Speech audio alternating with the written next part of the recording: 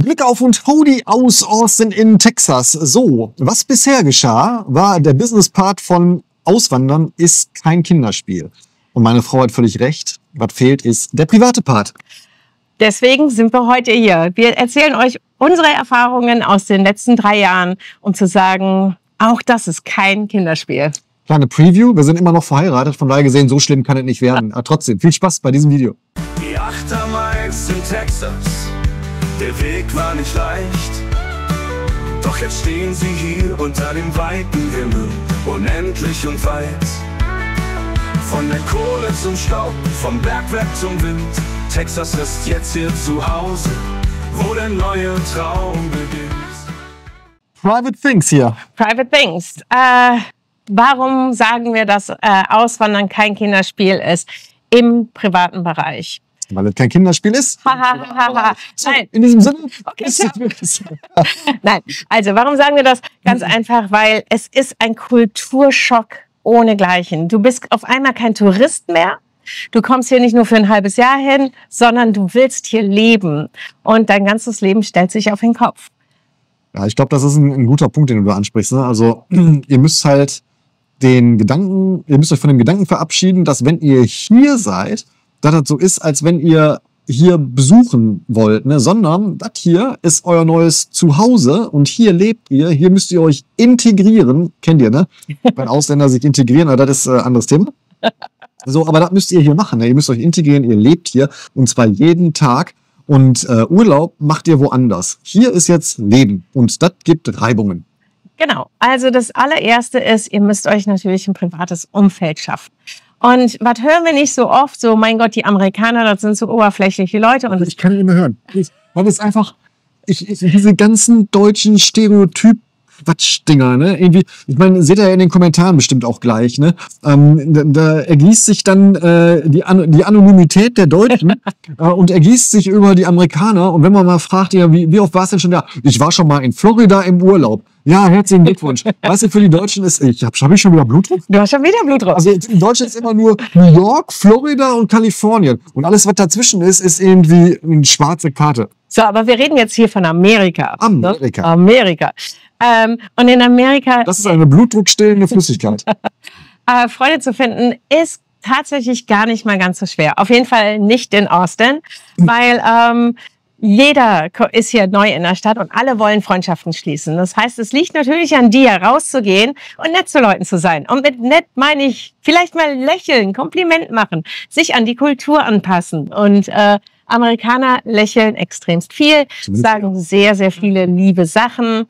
Ich habe noch nie so viele Komplimente gehört wie momentan. Oh, I love your dress. Oh, ja, I love your ears. Weißt du läufst über die Straße und dann ist irgendein Truller oder irgendein Typ sogar, der sagt immer, du siehst aber gut aus, das steht dir hervorragend. Das ist einfach, wow, das ist mega. Macht Spaß. Ja, klar, wir sind oberflächlich. Dass wir mit denen nicht einen trinken wollen und hier beste Freunde sind, ist doch klar. Aber weißt du, wenn mir an der Supermarktkasse einer sagt, hey, Sie haben aber gute Laune heute, wie geht's Ihnen? Dann will ich mit dem auch nicht trinken. Ich will einfach ein gutes Gefühl haben. Und das ist hier in der Kultur drin. Die Amerikaner wollen ein gutes Gefühl vermitteln.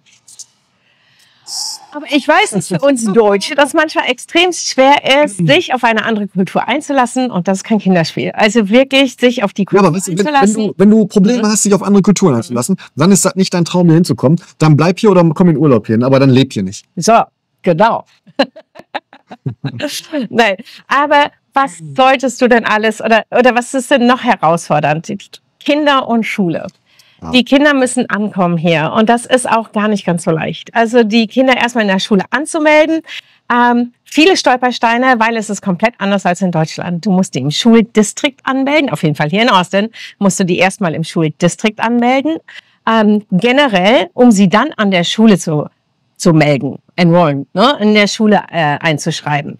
Und die brauchen so viele Informationen, du musst so viele Impfungen, oh mein Gott, böses Thema, aber du musst so viele Impfungen nachweisen, die wir in Deutschland nicht haben.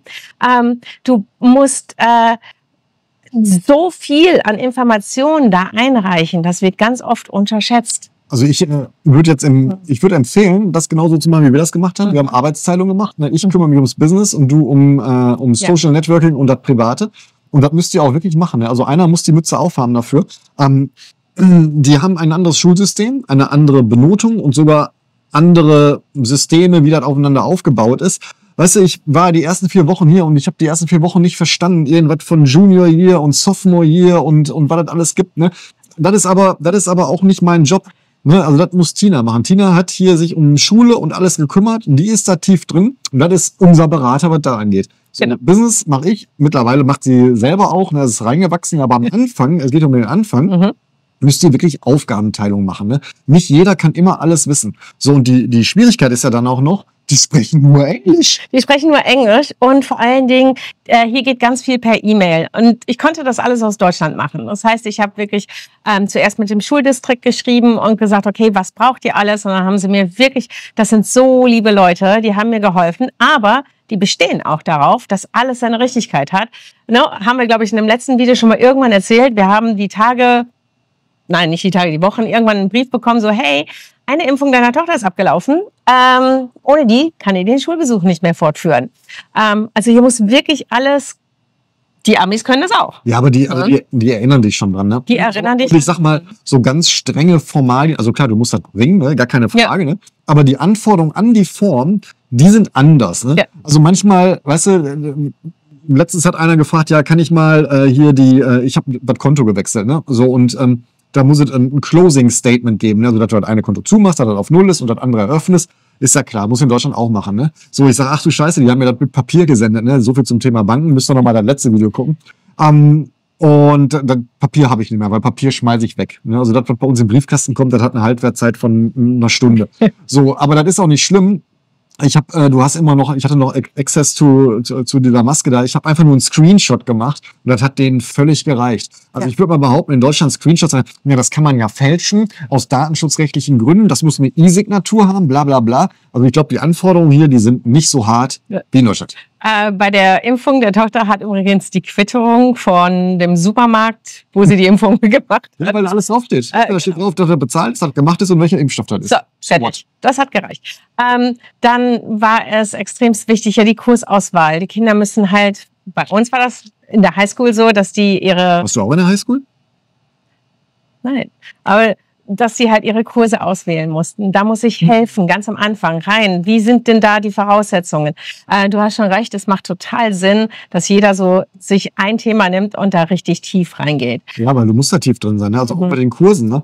Wir haben ja nun mal das Glück oder das Pech gehabt, dass die eine eher fertig ist als die andere. Das heißt, die musst du sowieso schon mal was anderes wählen. So, wir haben auch lange Zeit überlegt, ob wir die Kurse so aussuchen, dass sie eventuell das deutsche Abitur machen können.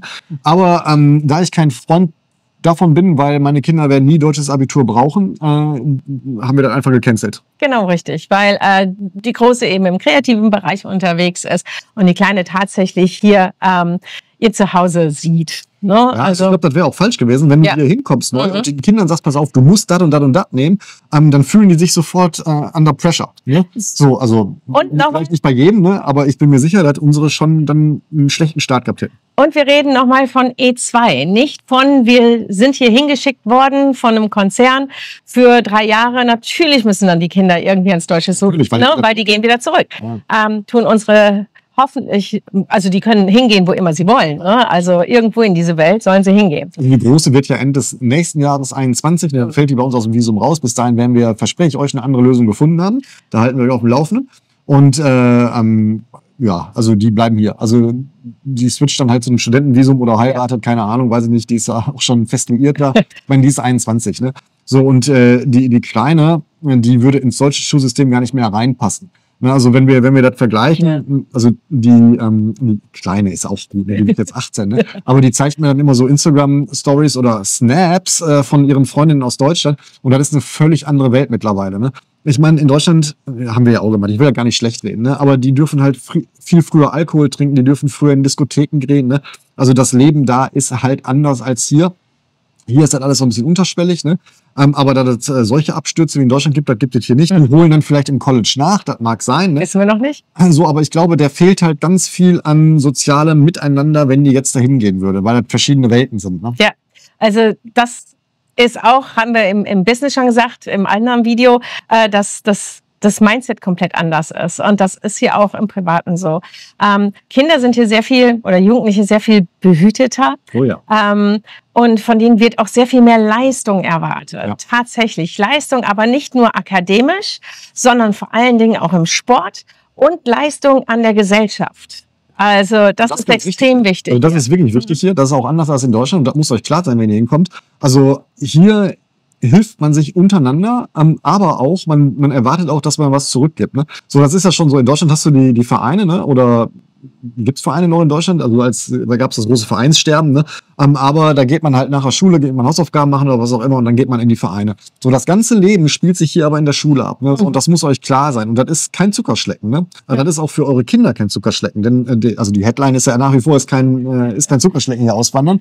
Und für eure Kinder ist das ganz schön hart am Anfang. Denn die werden morgens mit dem Schulbus abgeholt oder ihr fahrt die, ne? Oder wenn die 16 sind, fahren die selber. So, und dann seht ihr die abends um 5, 6 Uhr. So, und wenn die dann noch einen Club haben, wie zum Beispiel die Theater AG, ne, und dann haben die teilweise noch Aufführungen oder Proben abends, dann sind die um 9 Uhr zu Hause. Das heißt, von morgens bis abends sind die in dieser Schule. Und da müsst ihr für euch selbst entscheiden, ist das was, womit wir klarkommen? Oder kann man das vielleicht schon mal trainieren oder was auch immer, ne? Ja, absolut, absolut. Oder auch Sport, wer das dann vor der Schule fängt das noch an. Und wenn Kinder 2 Hobbys haben, dann sind sie wirklich von morgens 7 bis abends 7 an der Schule. Und das beeinflusst natürlich auch, mein Gott, ich bin die Queen der Übergänge, die Sprache. Ja, lass mich einmal noch kurz, bevor du auf Sport kommst, weil das ist ganz wichtig eigentlich. Ne? Denn Sport ist auch anders hier. Ne? Während in Deutschland in die Vereine vielleicht 2, 3 Mal die Woche trainieren. So. Ja, das war's dann mit unseren Notes. 2, 3 Mal die Woche trainieren, ist das halt hier so, dass das wirklich gefördert wird. Ne? Also da hatte Tina recht, der Leistungsgedanke steht hier im Vordergrund und die sind wirklich gut equipped. Also das Equipment hier ist hochprofessionell. Die Trainer, die hier sind sehr motiviert. Die machen das teilweise auf eigener Tasche, ne? Sind sehr motiviert. Und das bedeutet aber auch 5 Mal die Woche Training. So, und wie Tina sagte, manchmal halt auch schon vor der Schule. Ja, also wenn du Track and Field machst, die Kleine hat ja Track and Field gemacht oder macht immer noch Track and Field, also Leichtathletik. So, dann picken die sich 2 Disziplinen raus und dann heißt das hier irgendwie, wir treffen uns um 7 Uhr am Track and Field Platz, ne, und laufen unsere Runden, damit ihr, wenn die Schule anfängt, ihr schon fertig seid. Und vielleicht geht's dann danach mittags nochmal weiter. Und am Wochenende haben sie die Meetings. Und das ist jetzt kein Leistungsleichtathletik, das ist der normale Leichtathletik-Club hier. Ja, ne? ganz Also das muss euch klar sein, das ist nicht einfach. Ne? So, und das ist jetzt nicht so, die Amerikaner probieren zwar mal Sport aus und wenn das nicht gefällt, gehen die wieder. Ne? Aber eigentlich nicht. Also eigentlich suchen die sich was aus und dann sind die Feuer und Flamme und dann kaufen die sich ganz viele tolle Sachen und sind super equipped. Ja, aber genau, also das ist komplett anders, als ich das noch aus Deutschland kann. Das heißt, ist es das, womit ihr zurechtkommt? Und auch die Sprache. Jetzt nicht nur für uns Erwachsene, sondern auch für die Kinder. Und das hat so ein zweischneidiges Schwert. Das sind so 2 Dinge, die ihr beachten müsst, wenn ihr hier seid. Das eine ist, wenn ihr reinkommt, ne, das ist, glaube ich, das wenigere Problem. Die Schulen, die helfen, die machen Tests und bringen euch schon dahin, wo ihr hingehört. Aber nach einer Weile fangen die Kinder an, also auf jeden Fall ist das bei uns dann so, immer weniger Deutsch zu sprechen. Oh ja. Und das ist natürlich auch, da werde ich wahnsinnig, weil ich möchte gerne, dass die Kinder zu Hause Deutsch sprechen. Also, das finde ich auch bedenklich, ehrlich gesagt. Denn solange man hier nicht richtig, also ihr seid ihr 2, wir reden von ihr 2, ne? Solange ihr nicht richtig ausgewandert seid, seid ihr hier Temporary Resident. Das heißt, irgendwie, wenn ihr das Visum nicht verlängert bekommt oder ihr keinen anderen Weg findet, dann seid ihr wieder zurück. Und jetzt stell dir mal vor, du sprichst mit den kleinen Kindern 5 Jahre lang nur Englisch, die können nur Englisch und dann sind die wieder auf einmal in Deutschland. Und dann sind die im Arsch. Ja, und ich meine, ich kann das nachvollziehen. Wir haben jetzt nur Teenager, wir können nur von Teenagern sprechen, die hier mit 14 hingekommen sind und jetzt fast 18 werden und 19 und fast 20. So. Wieso haben wir denn? Also ich weiß nur von 2. Ja, ist ja auch egal. Auf jeden Fall. Bei der Großen ist das so, wenn die auf dem College ist, die spricht jeden Tag nur Englisch, Deutsch nur, wenn wir telefonieren. Das sind dann immer 10 Wochen mindestens am Stück, bevor die dann mal wieder zu uns kommt. Das heißt, ihr deutscher Einfluss ist momentan sehr gering. Und auch die Kleine, wenn die 12 Stunden in der Schule ist oder 8 Stunden in der Schule ist, dann hört die halt auch nur Englisch und die unterhält sich mit ihren Freunden nur auf Englisch. Wir sind die einzigen deutschen wie nennt sich das? Punkte, mit denen sie sprechen kann. Und, klar, aber normal, die werden oft angerufen. Ja, natürlich. Die sprechen halt auch Deutsch mit denen, das ist schon klar. Aber um die Headline nochmal aufzugreifen, das ist nicht einfach. Ne? Das heißt, es gibt natürlich auch Gefahren hier. So, und wenn ihr müsst euch wirklich selber fragen, kann ich wirklich gut Englisch? Und mit gut Englisch meine ich nicht, ich kann ein Steak im Haus bestellen und ich kann in einem Restaurant was bestellen, ne? Oder in einem Touri-Shop was kaufen. Ihr müsst wirklich sprechen hier und ihr müsst das nicht im Kopf erst übersetzen. Das dauert ein bisschen. Das war bei uns auch nicht so. Den Fehler haben wir gemacht. Also wir haben viel zu spät angefangen, richtig Englisch zu sprechen, weil einfach die Not nicht da war. Aber das ist schon schwierig. Ne? Und gerade wenn die Kinder in Englisch baden und euch irgendwann abhängen, also wir kriegen mittlerweile ja auch doofe Sprüche. Ne? Papa, das wird so pronounced und so pronounced. Ja, was denn? Ist doch egal. Mutti versteht mich. Ja, also genau. Was ist noch im Privatleben, wo man sagt, so Mensch, das ist aber, ja, kann ich dir noch sagen. Also Freunde und Verwandte ist natürlich, ihr müsst euch darüber im Klaren sein, weil die Headline ist ja nach wie vor Auswandern, ist kein Kinderspiel. Ne? Müsst euch im Klaren sein, dass viele Freundschaften sehr schnell sehr einfrieren, bis gar nicht mehr vorhanden sein. Das geht auch mit der Familie so. Ne? Also ist klar, es gibt ein paar, die finden das geil, wenn ihr hier rüber geht, ne? Und die halten den Kontakt für eine Zeit. Aber letztendlich ist das auch völlig normal, denn ihr habt die verlassen. Da muss euch immer im Klaren sein. Ne? Also ihr dürft denen nicht böse sein, sondern ihr habt die verlassen. Die sind noch da, nicht ihr. So, und darum kann ich das verstehen, wenn man sagt, boah, das ist jetzt doof. Na klar, die Entfernung ist auch nicht ganz einfach zu handeln. Die Zeitverschiebung mit 7 Stunden, ne? Manchmal 8 Stunden oder wenn ihr in Pacific Time seid, 9 Stunden. Ne? Das ist nicht einfach. Ne? Und damit müsst ihr mir klarkommen, das muss euch klar sein. Also Mama und Papa huddeln würde ich gerne einmal im Monat oder einmal die Woche, ne? Aber das geht halt nicht. Ne? So, und das ist halt tatsächlich so, dass viele daran scheitern oder zumindest nicht zugrunde gehen. Aber das ist schon, also Herzschmerz, das gehört zum Auswandern dazu. Also Herzschmerz ist ein großes Thema und das muss man aushalten können. Oder einfach so viel Geld haben, dass man irgendwie einmal im Monat rüberfliegt. Aber das kann ja auch nicht Sinn und Zweck der Sache sein. Aber weißt du, selbst wenn du so viel Geld hättest, dass du jede Woche rüberfliegen kannst, das macht den Körper ja auch kaputt. Genau. Also du bist ja nicht der Frischeste dann, wenn du jedes Mal durch die Zeitzonen jettest. Ja. Irgendwann sagt dein Biorhythmus, fuck off. Irgendwie, ich bleib jetzt hier liegen. Darf man das sagen auf YouTube? Weiß ich nicht. I don't know. Aber unterm Strich, wenn man jetzt mal alles schaut, das ganze Business, kein Zuckerschlecken und das ganze Privat, kein Zuckerschlecken. Ja. Ist es das wert? Ja. Ja, also, weißt du, die fragen ja viele, ist das wert? Ja, auch die Freunde fragen ja ab und zu, hat das jetzt wert? Würdest du dann nochmal machen? Ja, würde ich. Ja. Ich würde vielleicht ein bisschen was anders machen. Ich würde viel schneller Gas geben.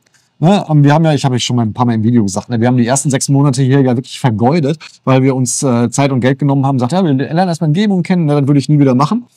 Das war das Thema, wir waren erst Tourist, bevor wir hier angekommen sind. Also deswegen, das ist nicht aus der Luft gegriffen und das ist auch nicht irgendwie du, sondern wir haben das erlebt und wir können das nicht empfehlen.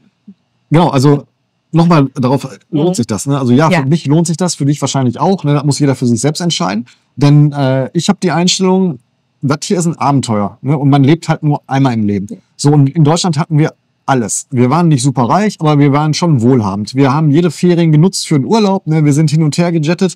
Wir hatten Firmen und wir hatten genug Geld am Konto. So.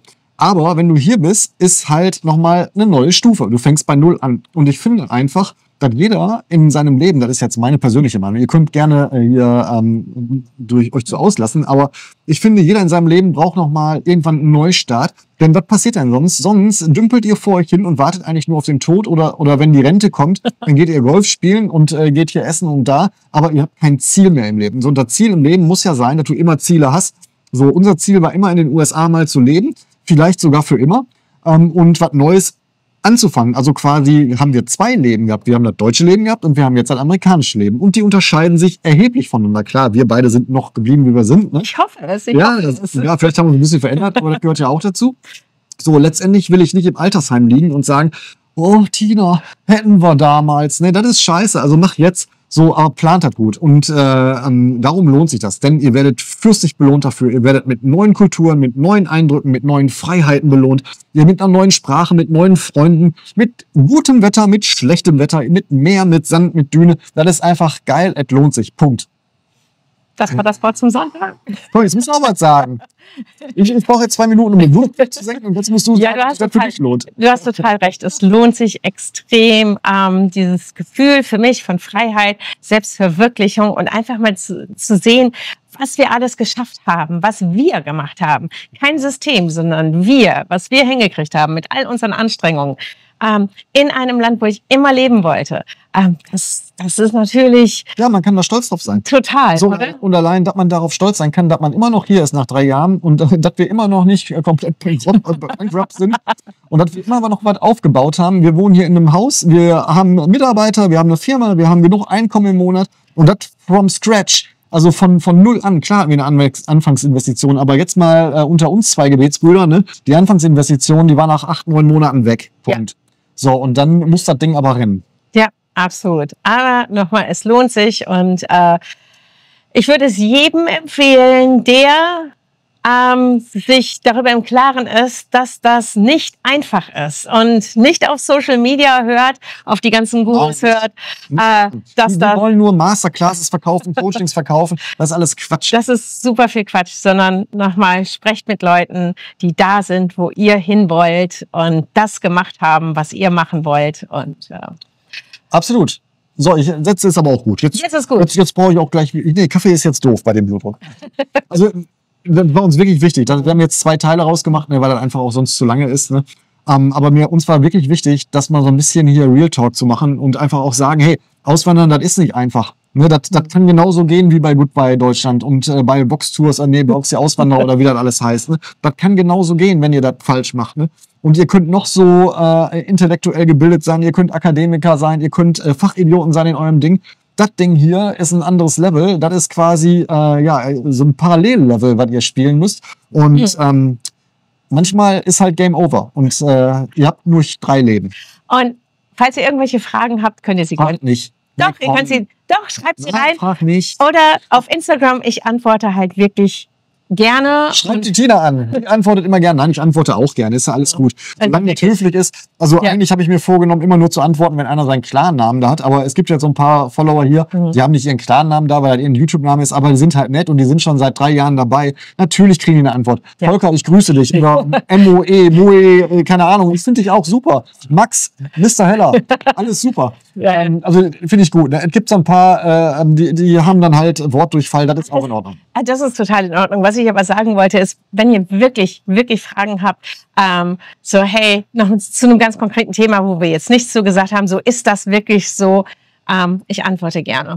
Machen wir gerne. Ja, absolut. So. Also wir sind immer bereit, irgendwie Tipps und Hinweise zu geben. Das, was ich nicht mehr mache, sind Businesspläne erstellen für E2. Ne? Das habe ich jetzt 3, 4 Mal gemacht und ich bin einfach auch zu weit weg und das ist auch zu viel Arbeit. Ne? Ja, und wir wollen wirklich nicht einer dieser Social-Media-Berater sein, sondern... Aber wenn ihr ein Unternehmen kaufen wollt, genug Geld habt und eine Story, ruft mich an. Ich bin nicht. Alles klar, ihr Lieben. Vielen, vielen lieben Dank, dass ihr uns immer wieder die Treue haltet. Ich finde das total toll. Schön, wie sie sagt, jetzt halt mal die Klappe. Ja, ne? Super sympathisch. Weißt du, du redest mir halt immer rein. Da gibt es auch immer Kommentare. Lass die Frau doch mal ausreden. Ja. Danke an jeden, der das schreibt. Danke, lass mich doch mal ausreden. Also, das ist meine einzige Chance, sich nicht ausreden zu lassen. Also, Tschüss. Ihr Lieben, ciao. Bis ganz bald. Bis dann.